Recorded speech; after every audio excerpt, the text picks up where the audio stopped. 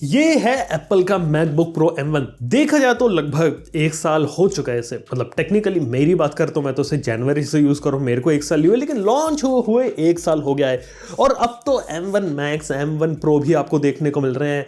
तो आखिर M1 जो चिप रहती है वो एक साल में कैसा परफॉर्म कर रही है, आखिर एक साल बाद कैसी परफॉर्मेंस रही, क्योंकि इसको मैंने यूज किया है और आपको इस वीडियो के अंदर सारी बातें बताने वाला हूं। इवन ये बताऊंगा कि आप इसे इंटेल और AMD से किस हद तक कंपेयर कर सकते हो और आप लोगों के लिए कौन सा मैक बेटर है या फिर आपको पीसी में जाना चाहिए, ये सब बात करने वाला हूं। और ये भी बोलने वाला हूं क्या जैसी हाइप जब इसकी लॉन्च के समय थी, क्या सच में ओवर हाइप्ड था या फिर थोड़ा सा अंडररेटेड रहा, सारी बातें होने वाली। वीडियो पसंद है तो लाइक कर देना, चैनल को यहाँ पे सब्सक्राइब कर देना। तो सबसे पहले बात किया तो एप्पल ने एक साल पहले मैकबुक प्रो M1 यहाँ पे रिलीज किया था। अब देखा तो M1 की चिप उन्होंने इंट्रोड्यूस करी थी और उसके लिए उन्हें अलग अलग प्रोडक्ट्स चाहिए थे। अपनी जो चिप उन्होंने बनाई थी वो उन्होंने ली M1 और जो एग्जिस्टिंग प्रोडक्ट लाइन थी उसके अंदर उसे यहाँ पे इंप्लीमेंट कर दिया। जैसे बात करें मैकबुक प्रो 13 इंच इंटेल वाला आता था, इंटेल का हटा के M1 की चिप लगा दी।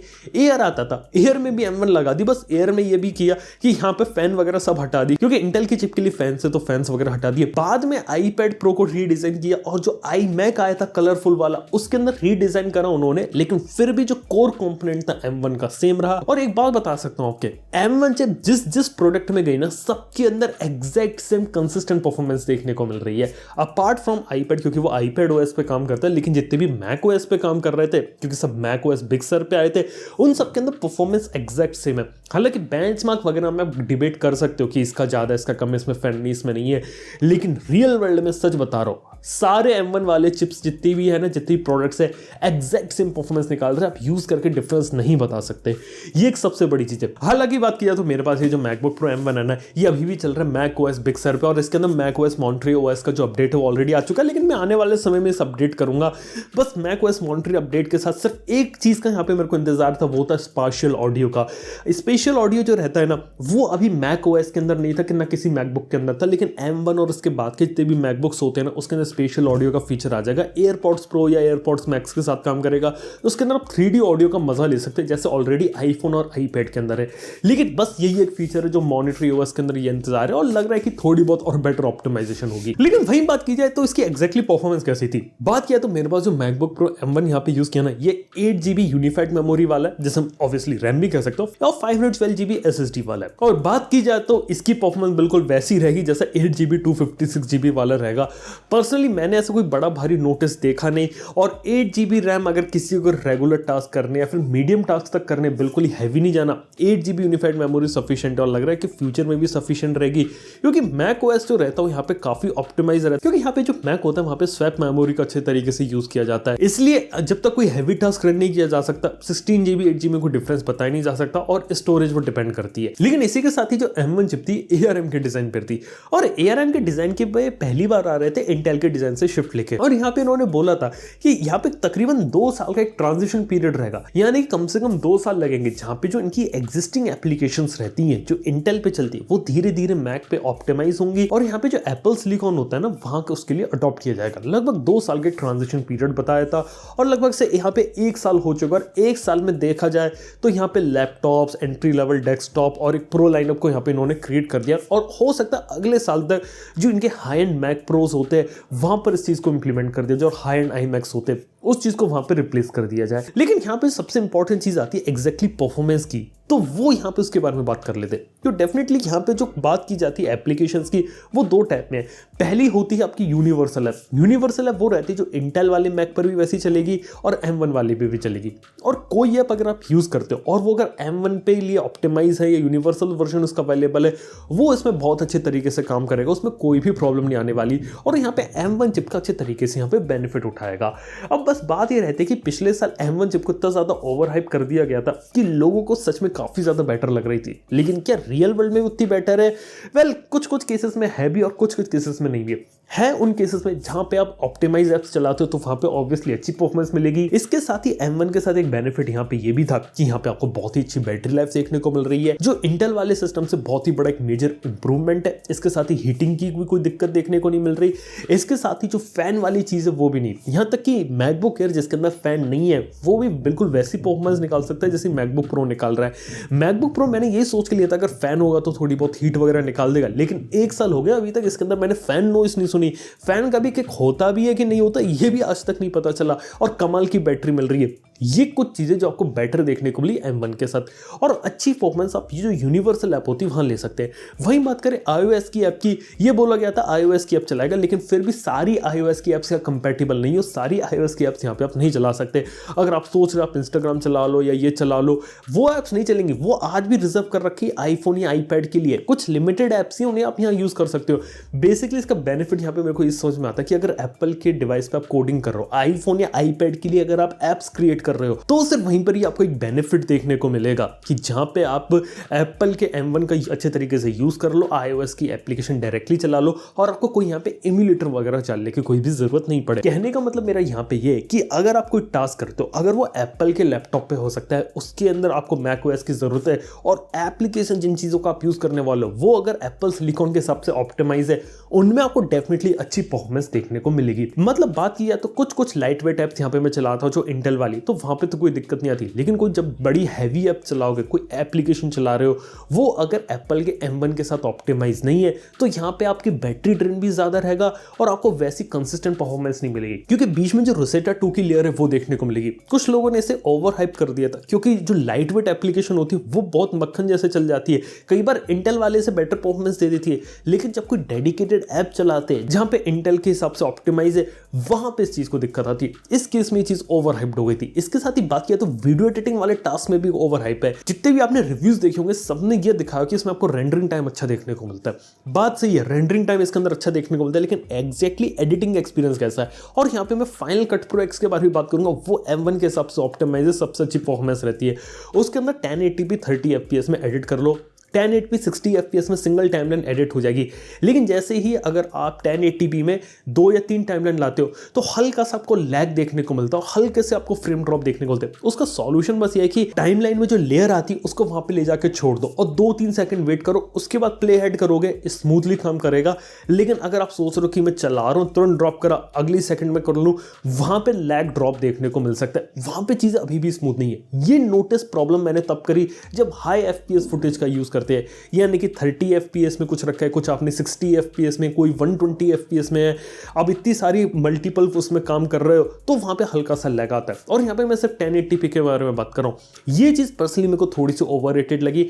हालांकि ये है कि अगर आप 2 टाइमलाइन रख रहे हो और वो चलो 30 FPS में, वहां पे कोई दिक्कत नहीं आने वाली, ये एक चीज है। 4K 30 FPS भी खेल लेता है। प्रॉब्लम तब आ रही जब उस पर हाई फ्रेम रेट वाली कुछ भी डाल रहे हो चीज़ें। अब ये शायद मेमोरी का इशू है या फिर जो GPU का वो इतना पावरफुल नहीं है, वो एक इशू हो सकता है। क्योंकि जो M1 Pro और M1 Max है ना, वहां पे GPU को इंप्रूव किया गया है, इसलिए शायद वहां पे जो प्रॉब्लम होती है वो आपको देखने को ना मिले। तो इसके साथ बात हो जाए तो अब फाइनली मैं आप लोगों को ये बताने वाला हूँ कि M1 जो चिप रहती है क्या ये आप लोगों के लिए है या नहीं है। वेल, ये चीज़ डिपेंड करती है एग्जैक्टली आप लोग का यूज़ कैसा है। सिंपल सी बात है, अगर आप लोगों को कोडिंग करनी है, अगर आप एप्पल के डिवाइस को छोड़ के किसी दूसरे डिवाइस के लिए कोड लिखना चाहते हो, M1 मत लेना, दूसरा लैपटॉप ले लो, वो ज़्यादा बेटर रहेगा। पीछे का रीज़न ये, आज भी एंड्रॉयड स्टूडियो ऑप्टिमाइज करती है, लेकिन एंड्रॉयड स्टूडियो जो रहता है ना, उसके अंदर जो एमुलेटर रहता है वो भी अच्छे तरीके से काम नहीं करता। दूसरा इंटेल वाला कोई प्रोसेसर ले लो या कोई दूसरा कंप्यूटर ले लो, वहाँ पे आपको बेटर एक्सपीरियंस मिल जाएगा। प्रोग्रामिंग वगैरह करनी है, एप्पल का Xcode छोड़ के आपको कुछ भी करना है, मतलब एप्पल के इकोसिस्टम के लिए अगर आपको बाहर कुछ भी डेवलप करना है, बेटर होगा कि कुछ और ले लो, वो वहाँ पे बेटर है। इसके साथ ही आप ये देखो कि कोई भी एप्लीकेशन अगर आप चलाने वाले हो, सॉफ्टवेयर यहाँ पे यूज़ करने वाले हो, चाहे आप इंजीनियरिंग कर रहे हो, कुछ भी कर रहे हो, अकाउंटेंसी पढ़ रहे हो, टैली पढ़ रहे हो, वो देखो कि आपका जो सॉफ्टवेयर वो macOS के लिए ऑप्टिमाइज है और Mac M1 के लिए अवेलेबल है नहीं। अगर अवेलेबल है तो M1 एक अच्छी चीज़ है, अगर अवेलेबल नहीं है तो भूल कर भी मत जाना M1 पे।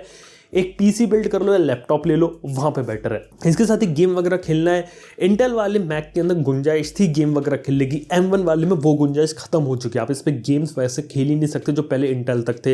ये चीज़ भी आप भूल जाओ, वो चीज़ भी आपको देखने को नहीं मिलने वाली। ये कुछ ऐसी चीज़ें जो आपको यहाँ पे ध्यान रखने की, अभी भी M1 के साथ यहाँ लिमिटेशन जुड़ी हुई हैं और हर एक चीज़ यहाँ पे वो नहीं कर सकता है। लेकिन किन लोगों के लिए एप्पल का M1 बनाया गया? जिन लोगों को एप्पल के इकोसिस्टम में रहना, आईफोन आईपैड यूज़ करते हो, सारी चीज़ें एप्पल हल्की है और ऐसा कोई हैवी टास्क नहीं करना जिसके लिए आपको कोई थर्ड पार्टी एप्लीकेशन चाहिए, आपको सिर्फ बेसिक चीज़ें करनी है। M1 एक बहुत अच्छी चॉइस है। इवन बात करें M1 के जितने भी लैपटॉप जितने भी प्रोडक्ट्स आते हैं ना, उसमें से सबसे वैल्यू फॉर मनी पता है मेरे को कौन सा लगता है? MacBook air M1। MacBook air M1 के अंदर बात है कि कीमत उसकी अच्छी हो जाती है, उसके अंदर वैसी परफॉर्मेंस मिलेगी जो महंगे वाले में मिलेगी, और जो चीज़ों का जो डिफरेंस हो माइनर है। जैसे मैकबुक प्रो में स्लाइटली बेटर डिस्प्ले दे दी है, फास्ट चार्जिंग दे दी, बेटर स्पीकर्स प्रोवाइड कर दी है और टच बार डाल दी। ये 2-4 चीज़ें उन्होंने डाल दी, और वो चीज़ अगर आप यहाँ पे लूज आउट कर रहे हो तो मेरे को लगता नहीं कि M1 वाले में आप कुछ यहाँ पे लूज आउट करोगे। यानी कि मैकबुक एयर M1 वो सारे काम बिल्कुल मक्खन जैसे चला लेगा जो आप किसी महंगी मशीन से करने वाले हो। इवन मैं तो कहूँगा iMac छोड़ के भी मैकबुक एयर M1 ले लो और उसको एक बड़े मॉनिटर से कनेक्ट कर लेना, परफॉर्मेंस में कोई ज़्यादा डिफरेंस आपको देखने को मिलेगा नहीं। ये एक चीज़ यहाँ पे M1 के साथ बेटर है। ये भी सिर्फ तभी जब आप जो टास्क परफॉर्म करने वाले हो ना वो यहाँ पे किए जाते हैं। इसके साथ ही अगर आप एक अच्छी बैटरी लाइफ लेना चाहते हो और एक कंसिस्टेंट एक अच्छा एक्सपीरियंस लेना चाहते हो कि लंबे समय तक बैटरी चलते रहे, हीटिंग नहीं हो, कोई चीज़ नहीं हो और कोई ऐसा कोई हैवी टास्क उस पर नहीं करना, तो भी M1 आप लोगों के लिए हो जाता है। लेकिन इसके साथ ही बात करें अगर आपको कोई विंडोज़ में अगर कोई डेडिकेटेड काम करना है तो वहाँ पर मेरा सजेशन ये रहेगा कि आप दूसरे लैपटॉप्स के ऊपर चाहिए। गेम खेलना है, AMD Ryzen वाला कोई लैपटॉप लीजिए, या फिर Intel के 11 जनरेशन प्रोसेसर के साथ कोई लैपटॉप आता है वो ले लीजिए, या फिर कोई थिन एंड लाइट कैटेगरी आपको पसंद है कि आपको पतला हल्का लैपटॉप चाहिए, तो आजकल इंटेल के एवो प्लेटफॉर्म के साथ भी लैपटॉप्स आते हैं जहां पे बड़ी बैटरी मिल जाती है, स्लिम लाइट डिज़ाइन मिल जाता है, हीटिंग भी नहीं होती, परफॉर्मेंस भी अच्छी मिल जाती है। तो वो भी कैटेगरी जहाँ पे आप उसे एक्सप्लोर कर सकते हैं। एक थिन एंड लाइट लैपटॉप उस कैटेगरी के अंदर भी ले सकते हैं। यानी कि ऑलरेडी ऑल्टरनेटिव्स हैं और वहाँ पे बस ये है कि यहाँ पे इंटेल का जो ओरिजिनल आर्किटेक्चर होता है वो फॉलो हो रहा है, तो आपको ऐसी कंपैटिबिलिटी वाली जो प्रॉब्लम आती है ना वो आपको वहाँ देखने को नहीं मिलेगी जो आपको यहाँ देखने को मिल सकती है। इसके साथ ही बात की जाए तो M1 के साथ क्या कोई मैंने बग्स वगैरह यहाँ पे महसूस करे पिछले इतने महीनों के अंदर? एक बात बता देने वालों, यहाँ पे M1 के अंदर जब भी मैं इसे यूज़ कर रहा था ना, 1-2 बार मेरा फाइनल कट क्रैश हुआ है, 1-2 बार यहाँ पे सफारी वगैरह भी क्रैश हुआ है, तो ये चीज़ें यहाँ पे क्रैश हुई है 1-2 बार। इसके साथ ही पूरा का पूरा यहाँ से 3 से 4 बार क्रैश हुआ है, जहाँ पे पूरी जो स्क्रीन होती है कई बार ब्लैक हो गई, एक बार व्हाइट हो गई थी, एक बार पर्पल हो गई थी, एक बार पिंक हो गई थी, एक बार ब्लू हो गई थी। लेकिन 1-2 अपडेट आने के बाद से ये चीज़ यहाँ पे हो गई और बहुत ही रेयरली चीज़ देखने को मिली थी, और 1-2 मतलब टोटल 4 से 5 बार ये चीज़ मैंने नोटिस करी है जहाँ पे जो उसका सॉफ्टवेयर है वो यहाँ पे क्रैश हो गया। मेरे को क्या लगता है कोई सॉफ्टवेयर का कोई ग्लिच होगा, वो शायद इन्होंने अपडेट से सॉल्व कर दिया। तो ये एक चीज़ यहाँ पे एक्चुअली कॉन्स्टेंटली अपडेट्स आ रहे थे और macOS Monterey का जो अपडेट है वो आ गया, और फीचर्स जो रहते हैं ना वो अपडेट से धीरे धीरे बढ़ते जा रहे हैं, चीज़ों में एक इंप्रूवमेंट आता जा रहा है। ये एक चीज़ यहाँ देखी है। और जितना ज़्यादा टाइम M1 मार्केट में रहेगा उतना ज़्यादा और ज़्यादा स्टेबल होता चले जाएगा, यानी कि जो कंपनीज है, जो सॉफ्टवेयर डेवलपर्स है वो इसका अच्छे तरीके से और यूज़ करेंगे। और एक अच्छी बात M1 के साथ यहाँ पे ये भी है कि लंबे समय तक सॉफ्टवेयर सपोर्ट मिलेगा, यानी कि अगर अभी आपने यहाँ पे लिया लैपटॉप तो आप 4 से 5 साल बिना किसी दिक्कत के चला सकते हो। 4-5 साल भी अच्छे तरीके से चलता रहेगा, सॉफ्टवेयर अपडेट मिलते रहेंगे और मक्खन के तरीके से काम होता रहेगा, और ऑब्वियसली लंबी battery life. Generally Windows power जो लैपटॉप्स होते हैं ना उनके साथ हम ये चीज़ कह नहीं सकते। 4-5 साल आप उसे चला सकते हैं, लेकिन 4-5 साल में जो एक्सपीरियंस होता है वो यहाँ पे काफ़ी ज़्यादा डिग्रेड हो जाएगा, चाहे हम बैटरी या परफॉर्मेंस के बारे में बात करें। ये एक चीज़ है। तो यहाँ पे एप्पल की जो M1 चिप वाले जो लैपटॉप्स हैं वो अच्छे तरीके से हैंडल कर जाएंगे। लेकिन इसके साथ ही अगर आप लोगों ने मन बना लिया कि हमें पीसी बिल्ड नहीं करना क्योंकि पीसी कंपोनेंट्स के प्राइसेस ज़्यादा, ना ही हमें विंडोज लैपटॉप के ऊपर जाना है, हमें सिर्फ मैक पे ही जाना है, तो आप लोग को M1 वाला लेना चाहिए या फिर जो M1 Pro M1 Max वाले मैकबुक्स आए उनके ऊपर जाना चाहिए। देखो मैं सिंपल सी बात बता देता हूँ, जो M1 Pro M1 Max वाले मैकबुक प्रोज है उनके अंदर बेनिफिट है कि आपको एक अच्छा डिस्प्ले देखने को मिल गया, मिनी LED वाला बेटर स्पीकर मिल गए, टच बार उन्होंने हटा दी, हाई परफॉर्मेंस मिल गई, पोर्ट्स मिल गए, SD कार्ड रीडर, आपको HDMI पोर्ट, मैगसेफ, ये सारी चीज़ें मिल गई। लेकिन वो बनाया गया प्रोफेशनल्स के लिए, और मैं आपको लिख के बता सकता हूँ 99% लोगों की वो एक्सेस में नहीं है।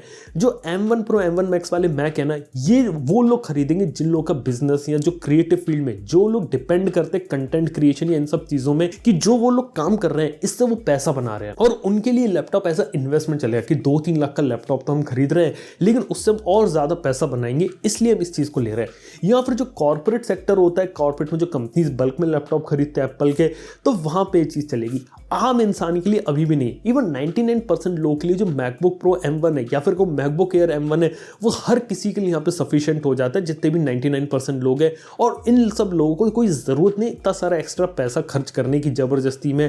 आपको एक ज़्यादा मेमोरी, ज़्यादा रैम, एक हाई परफॉर्मेंस वाला चाहिए। हाई परफॉर्मेंस वाले में अच्छी चीज़ें मिलेंगी, आपको बेटर चीज़ें देखने को मिलेंगी, लेकिन उसका जो यूज़ है वो सिर्फ लिमिटेड लोगों के लिए रखा गया है। और वो लोग जो प्रोफेशनल है, जो मैकबुक का यूज़ करके पैसा कमाना चाहते हैं, आम जनता के लिए ये चीज़ अभी भी नहीं है। आम जनता के लिए जो बेस मॉडल है ना एयर वाला, वो यहाँ पे आज के समय में काफ़ी अच्छी डील है। और अगर डेस्कटॉप वगैरह लेना चाहते हो तो iMac वगैरह पर भी जा सकते हो। और जो मैक मिनी आता है वो भी एक अच्छा ऑप्शन है। अगर आपके पास कीबोर्ड माउस मॉनिटर पहले से पड़ा है तो मैक मिनी भी एक अच्छा ऑप्शन यहाँ पे हो सकता है। तो ये कुछ बातें होती है M1 के बारे में। देखा तो पिछले एक साल से ऑब्जर्व कर रहा था, काफी लंबे समय से यूज किया। कुछ चीजें सच में इसकी ज्यादा ओवररेटेड कर रखी थी, कुछ चीजें जबरदस्ती की ओवर हाइप थी कि आपको कमाल की परफॉर्मेंस मिलेगी, ये मिलेगा वो मिलेगा। ऐसा कुछ नहीं है, एक अच्छा स्मूथ एक्सपीरियंस मिलेगा, बैटरी पे कंसिस्टेंट परफॉर्मेंस मिलेगी, हीटिंग नहीं होगी।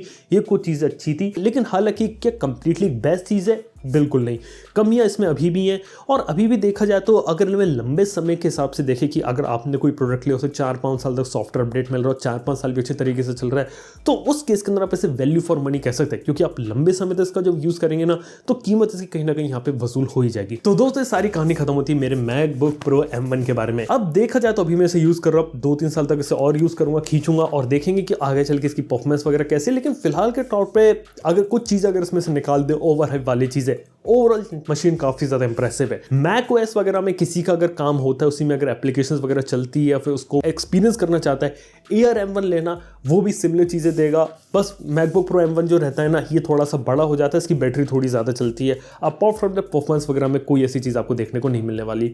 तो दोस्तों ये सारी कहानी खत्म होती है यहाँ पे। आप लोगों को कैसा लगा एक्सपीरियंस? एक लंबा एक्सपीरियंस यहाँ पे देने की कोशिश करी थी, आप इसे लॉन्ग टर्म रिव्यू की तरह से भी समझ सकते हैं और सारी सच्चाई बताने की कोशिश करी थी। क्योंकि जब शुरुआत में कोई चीज लॉन्च होती है ना तो हाइप में काफ़ी सारी चीज़ें छूट जाती है।